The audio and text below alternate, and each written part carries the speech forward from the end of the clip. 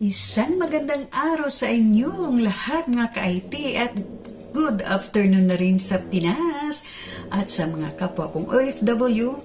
Magandang araw saan man kayong paning sa mundo ngayon naroroon ay sana na nasa mabuting kalagayan kayo. Ngayon ay Wednesday, December 13 and counting pa ang ating malapit na ang Pasko. Sabay ganun. I-share ko lang sa inyo ang ating obligasyon bilang caregiver. At isa dito ay ang pagprepara ng mga gamot ng aking alaga. So samahan niyo ako guys at tapusin itong video na to. Maaari lang pong mag-like, subscribe and hit the notification bell para sa mga baguhang napadpad sa YouTube channel at nagustuhan niyo itong aking munting channel. At sa mga dati ko namang supporters, subscribers, friends, viewers, marami din salamat sa inyong lahat.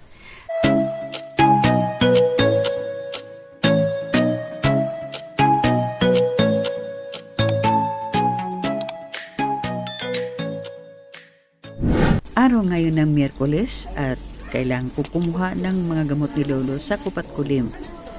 Dapat kumpleto ang gamot niya guys bago ko isalansan sa kanyang medicine box na kakailangan niya sa araw-araw niyang konsumo. So nagpunta ako dito sa Kupat Kulim, naghihintay ako sa aking number na tawagin. Welcome back again! So ngayon naman, dahil nakarating na, nakauwi na ako galing kumuha ng gamot ni Lolo. Ngayon, isi-share ko naman sa inyo kung paano mag-prepare ng mga gamot ni Lolo. Ito yung box ng gamot ni Lolo. Bukod sa nakastack doon, kumukuha lang ako ng konti na panghanda dito pag ako'y magsalansanan ng kanyang mga gamot.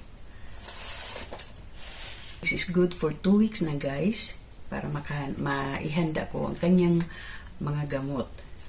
At importante sa caregiver na alam mo ang mga gamot ng iyong pasyente. Importante guys na recognize mo ang lahat ng mga gamot ni Lolo at alam mo kung para saan yun at alam mo kung saan mo isalansan, kung sa umaga ba, sa tanghali, sa gabi at sa hating gabi. Ganun. Lolo kasi may laman lahat. Kailangan may laman lahat. Morning, afternoon, evening, and night. Kay Lolo kasi, sa dami niyang gamot, kakailangan mong memoryado lahat. At may mga listahan naman ako, pero dahil nga kabisado ko na yung mga gamot niya, alam ko na kung anong klaseng gamot yun o para saan yun at para saan, kung saan ko ilalagay, kung sa morning ba, sa afternoon, sa evening, at saka sa night. During night time. So, alam ko na lahat. Ang pag-prepare ng gamot ay kailangan ng concentration din. Kasi, kung magkamali ka sa pagsalansan mo sa gamot niya, ang epekto nito, alam niyo na kung anong mangyari sa iyong pasyente. Importante na hindi ka magkamali kasi kung magkamali ka ng pagbigay ng pagsalansan ng mga gamot para sa pasyente mo, ang mangyari ay delikado sa iyong pasyente at nanugutan mo yun. Ang safetyness ng iyong alaga ay nakasalalay sa iyo at binigyan ka ng trust ng pamilya, nagtiwala sila sa iyo, kaya kailangan gampanan mo ng maayos. Inuna ko paglagay yung sa morning, sa umaga, para hindi tayo malito. Ito yung importante guys. Kaya tagdadalawa sa umaga ito. Yung kanyang pampaihi. Kasi pag hindi niya mainom to,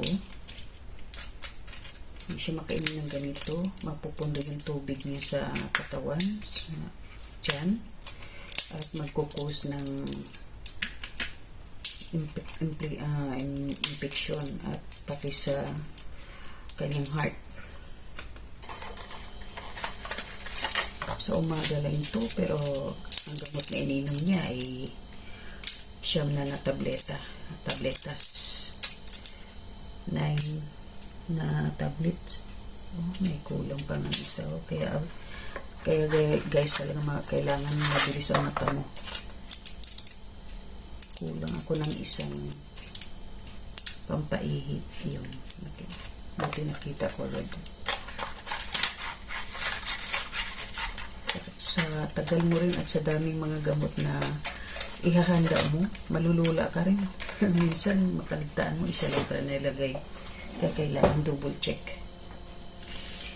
Ito nga sa dami ng gamot, nakakahilong maglagay. So ito half lang para sa heart nito. Pero kasi ito din magkakos ng ano to.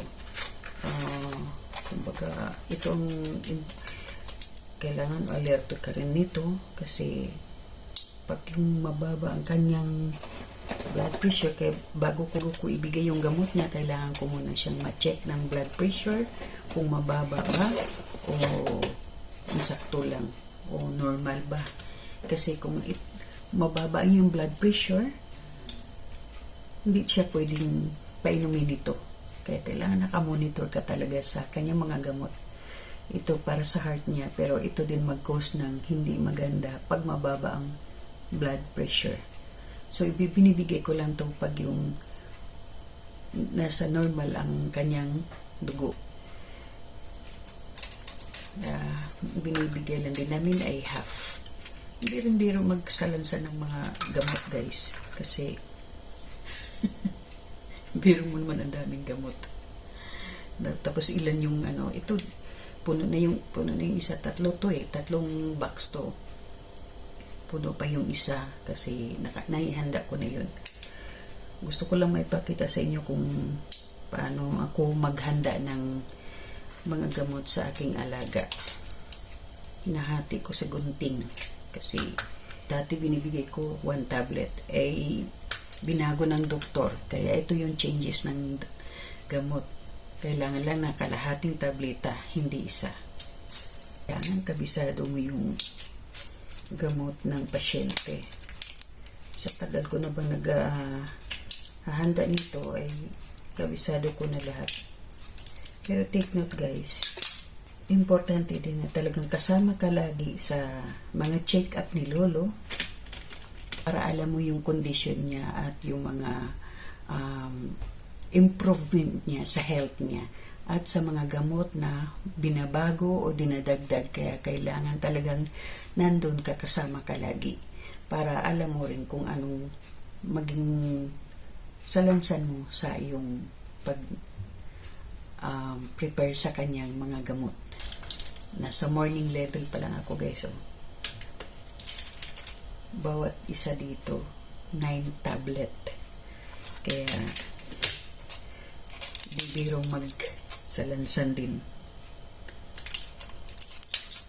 Baka mamaya sa kakasalita ko magkamali pa ako ng bigay din. Tignan nyo, guys, ang liit lang nito pero kailangan ko pang hatiin kasi dati din ganito din, isang tableta, pero binago ng doktor, ginawang half. Kaya maghati ako sa maliit na bagay.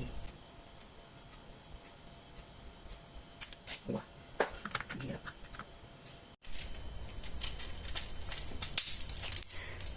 So, nasa huling gamot na tayo, guys. Matatapos na rin ako. Ito yung gamot. Matapos na rin yung pang-morning.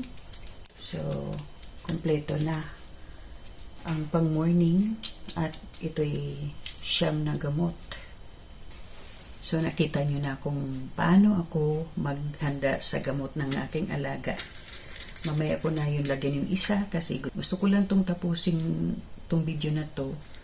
Mamaya ko na ituloy yung iba. Pinakita ko lang sa inyo kung paano ako maghanda ng gamot sa aking alaga.